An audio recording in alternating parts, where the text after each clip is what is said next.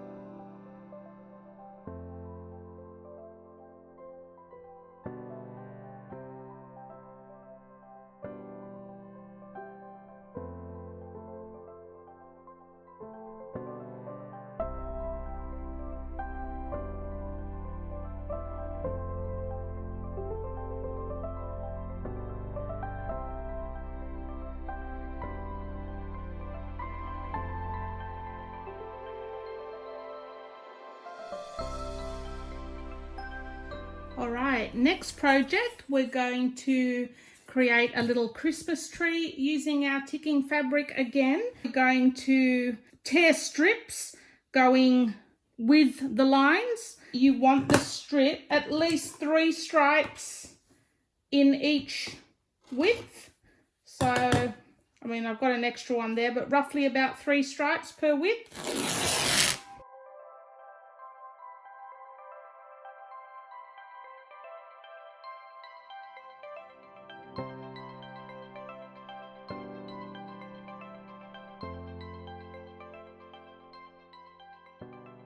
Okay, so now that we've got our strips, what we're going to do, going to glue the strip to the foam.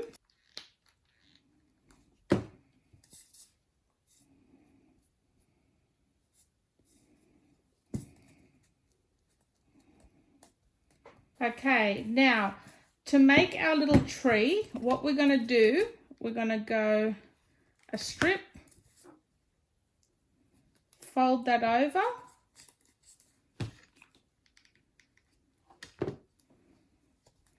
like that, because we're going to make little pleats all the way around. Okay, so strip,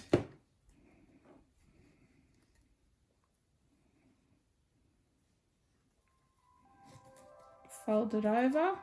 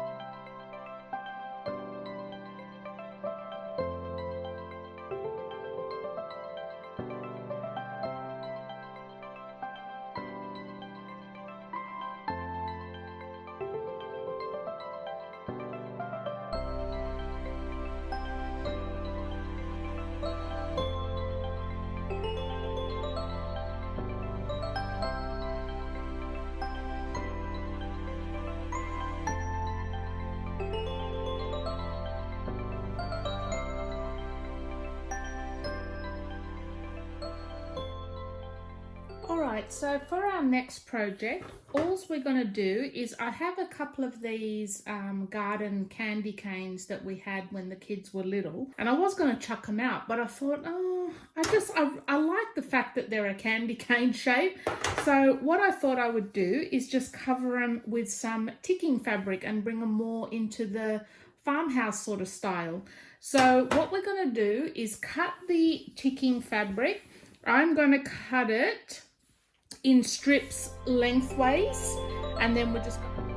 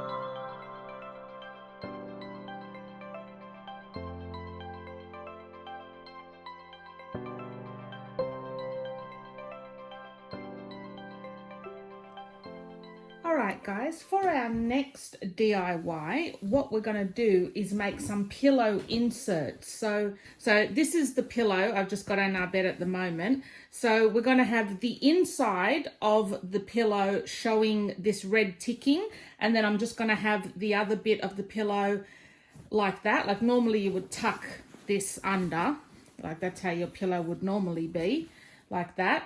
But for this, I'm just going to make like a faux ticking pillow underslip. So the ticking is going to go in this part here, and then we're just going to leave that bit open to expose the ticking.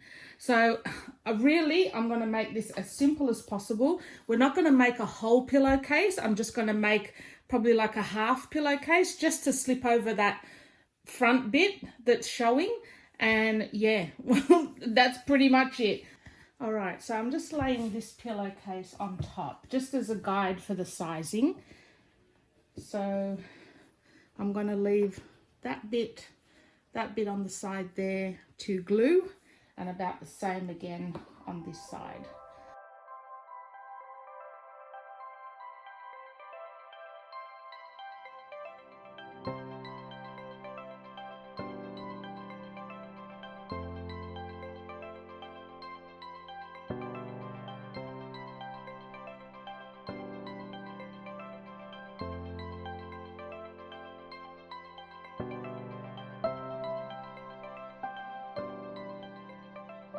Alright, so now we're just going to glue this side, and then it's just going to slip over the pillow.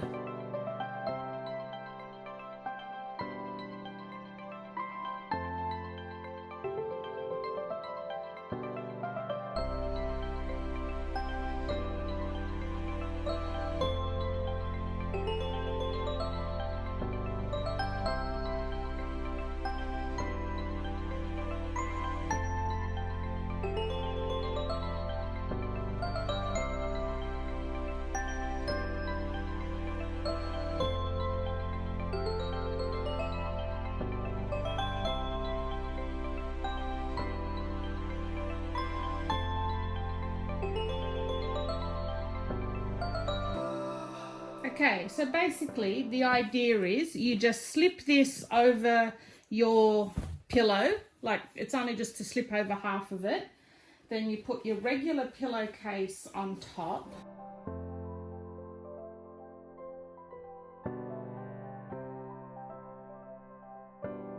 And then when you sit it on your bed, you have that ticking fabric sticking out to give it a bit more of a Christmassy feel. So yeah, I mean, you don't need to create a whole pillowcase just for that. That'll pretty much stay in place. So next project, I'm just going to make a mini banner. Like, this is going to be a pretty small one. So what we plan to do, I've got my word Merry Christmas. I know it's not all the letters, but I'm only just using these to trace or freehand, whatever ends up working out this time. I don't have one of those fancy Cricut machines that does all these nice stencils for you, so have to freeball it at the moment. So yeah, we're going to use a bit of the ticking, well, obviously a bigger piece than this. I've got some down on the floor, some vintage music sheets and some twine. So I've decided I'm not going to use this as a template and stencil it, because I realized I do have a fancy machine that will make the letters for me, and it's called a printer, and I don't know why I never thought of it before, but I just printed my letters straight onto the music paper, because it just seemed so much easier. I don't know why I didn't think of it before. So yeah, hopefully now I'll just cut my little squares out and we can get on with this craft. So sometimes your brain just doesn't switch on.